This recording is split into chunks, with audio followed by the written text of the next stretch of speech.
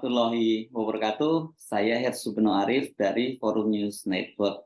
Juru bicara Komisi Pemberantasan Korupsi Ali Fikri menyatakan kembalinya Direktur Penyelidikan KPK Brigjen Polisi Indar Priantoro merupakan langkah lembaga tersebut untuk menjaga harmonisasi dan sinergi antar penegak hukum. Namun pernyataan itu disebut oleh mantan penyidik senior KPK, Novel Baswedan, sebagai kebohongan. Novel menyatakan Endar kembali ke KPK karena banding administrasinya dikabulkan oleh Presiden Joko Widodo. Pernyataan Novel Baswedan ini dibenarkan oleh Endar Priantoro karena ketika kembali ke gedung KPK Rabu sore, dia menyampaikan secara khusus ucapan terima kasih kepada Presiden Joko Widodo, Menpan RB, Reformasi Birokrasi Abdullah Azwar Anas, dan Kapolri Jenderal Listio Sigit Prabowo. Mengapa KPK terkesan menutup-nutupi fakta kembalinya Brigjen Endar Priantoro dan kemudian secara khusus mengedepankan pentingnya menjaga harmonisasi dan sinergi antar penegak hukum dalam pemberantasan korupsi? Apa yang coba disembunyikan oleh KPK ini? Jelas ini makna dan sekaligus implikasinya sangat berbeda ya kalau dia itu kembali karena memang keinginan dari pimpinan KPK itu, sementara kalau tadi disebutkan oleh Endar maupun oleh Novel ya karena mau tidak mau KPK itu harus menerima karena dalam putusan banding administrasi Endar Priantoro itu dikembalikan ke KPK dan menduduki jabatannya semula. Menurut Ali Fikri, kembalinya bertugasnya Brigjen Endar Priantoro itu berdasarkan SK dari Sekretaris Jenderal KPK tertanggal 27 Juni 2023. Selain itu, pimpinan KPK juga telah menerbitkan surat tugas untuk Brigjen Endar Priantoro mengikuti pendidikan di Lemhanas. Ini tujuannya tentu saja untuk meningkatkan meningkatkan pendidikan dan juga jenjang karir dia. Dengan begitu, kendati kembali menduduki jabatannya sebagai Direktur Penyelidikan, namun Endar Priantoro itu baru akan aktif kembali bulan Oktober 2023 setelah masa pendidikannya di Lemhanas selesai.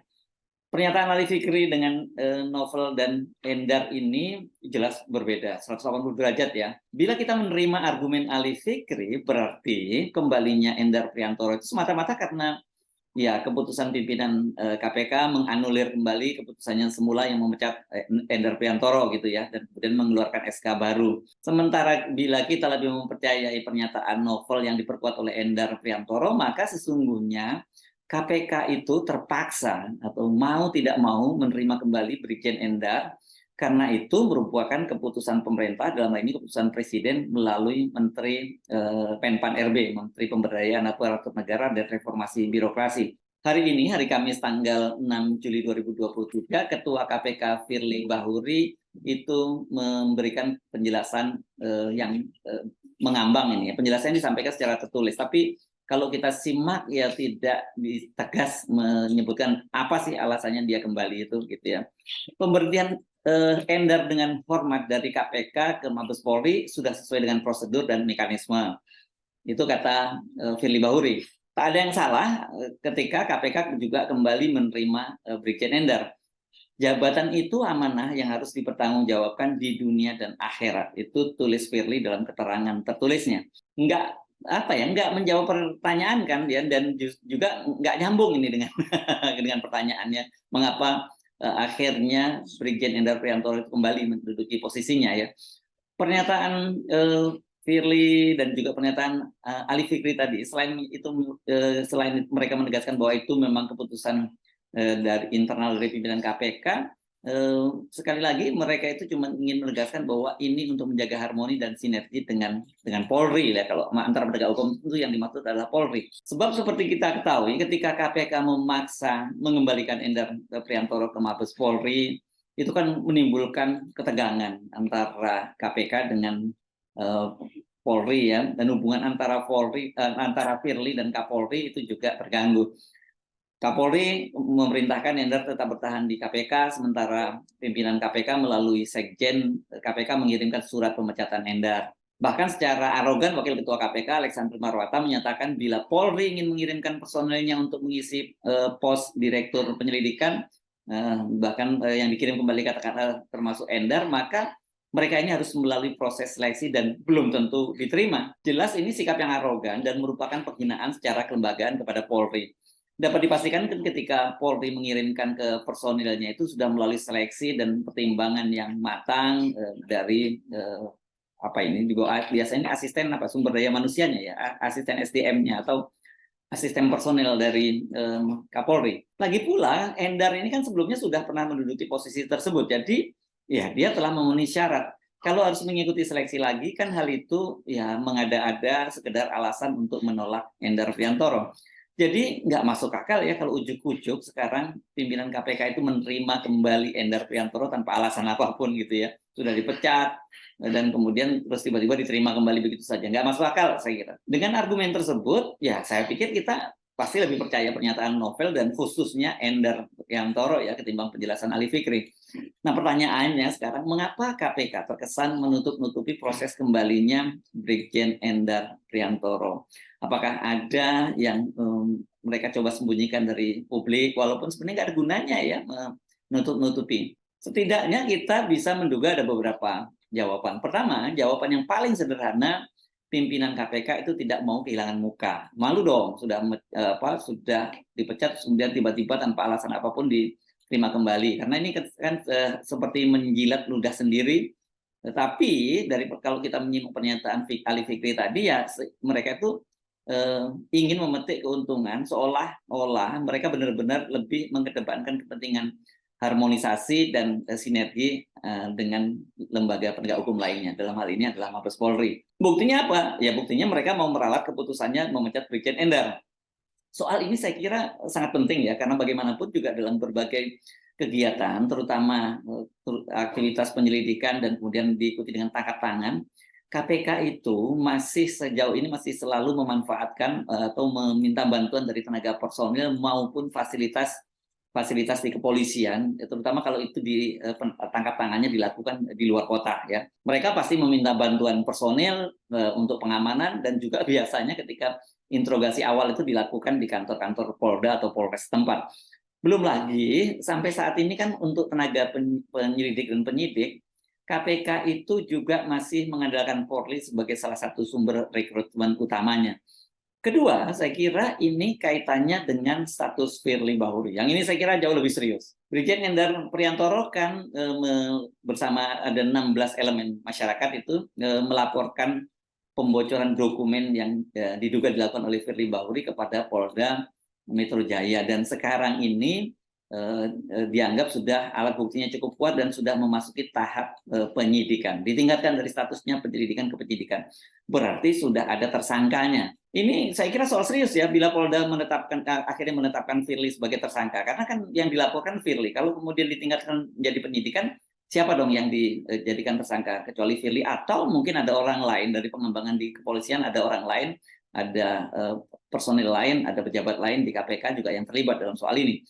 Yang ketiga, soal status Endar yang dikembalikan ke Mabes Polri karena ini menentang penetapan Anies sebagai tersangka dalam kasus dugaan korupsi gelaran Formula E. Posisi Endar ini kan menjadi ganjalan ya.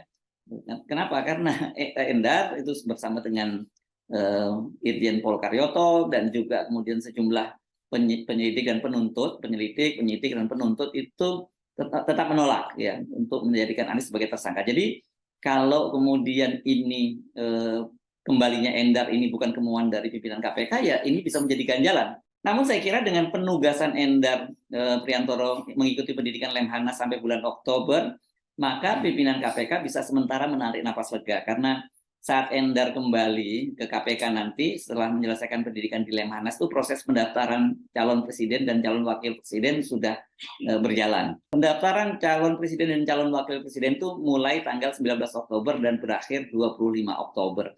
Jadi praktis kalau KPK itu mau menghadang pencapresan Anies Baswedan dengan menjadikan sebagai tersangka, Endar itu tidak bisa menghalang-halangi karena atau menolak setidaknya karena saat itu kan jabatan Direktur Penyelidikan itu masih dijabat oleh seorang pelaksana tugas, yakni Ronald Worotikan. Ini adalah personil yang diambil dari kejaksaan. Dari sini kita kemudian bertanya-tanya, apakah kemudian penugasan Endar itu mengikuti Lemhanas itu benar seperti dikatakan oleh Ali Fikri itu merupakan penugasan dari KPK atau ini dari Mabes Polri, karena ini pada bulan April ketika kasus sedang rame-ramenya. Kalau kemudian ini yang menugaskan adalah KPK, pimpinan KPK, kita juga bisa mencurigai bahwa ini bagian dari upaya menyingkirkan Endar secara tidak langsung dong, begitu ya. Saya pikir itu yang bisa kita duga-duga ya mengapa KPK terkesan menutup-nutupi, ada yang coba disembunyikan. Namun implikasi dari fakta bahwa Brigjen Endar Priantoro itu kembali ke KPK bukan karena keputusan pimpinan KPK, juga bisa menjelaskan kepada kita beberapa hal. Pertama, berarti tidak ada deal-deal ya politik antara Kapolri dengan Firly. Ya, jadi ini penting ya, karena kalau memang seperti dikatakan oleh Ali Fikri bahwa itu memang keputusan dari pimpinan KPK dan kemudian mengeluarkan Sekjen mengeluarkan surat keputusan itu, bisa jadi kita menduga-duga loh, berarti di belakang layar ada deal dong antara Pak Firly dengan Pak Kapolri. Tapi kalau kemudian ternyata itu merupakan konsekuensi logis dari keputusan banding administrasi dari Firly kemudian dikabulkan oleh Presiden Jokowi, nah ini yang jadi serius ya. Berarti yang tidak ada deal-deal semacam itu dengan begitu, kemungkinan besar kasus Firly di Polda Metro Jaya itu juga akan jalan terus. Kan Pak Karyoto sudah menyatakan akan memimpin sendiri penyidikan kasus ini, dan dia menyatakan dia tahu persis bagaimana konstruksi hukum kasus pembocoran dokumen penyelidikan KPK di atas dugaan korupsi di Kementerian ESDM itu.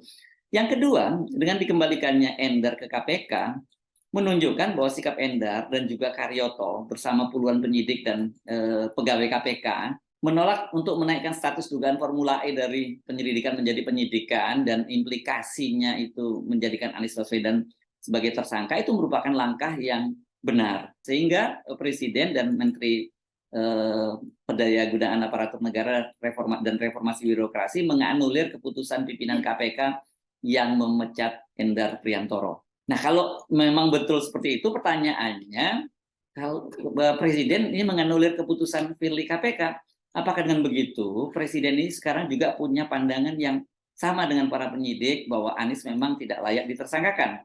Yang ini agak sulit ya kita menduga-duganya ya. Tapi nanti kita baru akan dapat pembenaran kalau akhirnya nanti KPK tidak melanjutkan kasus dugaan tidak pidana korupsi Formula E yang melibatkan Anies Baswedan. Artinya apa kalau itu betul terjadi? Maka kita bisa menyimpulkan sikap Presiden Jokowi itu telah berubah. Dia tidak lagi menghalang-halangi pencapresan Anies Baswedan, dan dengan begitu tidak ada alasan bagi Firly untuk tetap ngotot mencelakakan Anies. Nah, tinggal sekarang bagaimana Pak Firly bersiap-siap menghadapi kemungkinan konsekuensi hukum pembocoran dokumen rahasia yang dilaporkan oleh Endar Priantoro dan sejumlah elemen masyarakat lainnya yang saat ini tengah ditangani oleh Polda Metro Jaya. Saya Subhan Arif dari Forum News Network. Sampai jumpa lagi. Wassalamualaikum warahmatullahi wabarakatuh.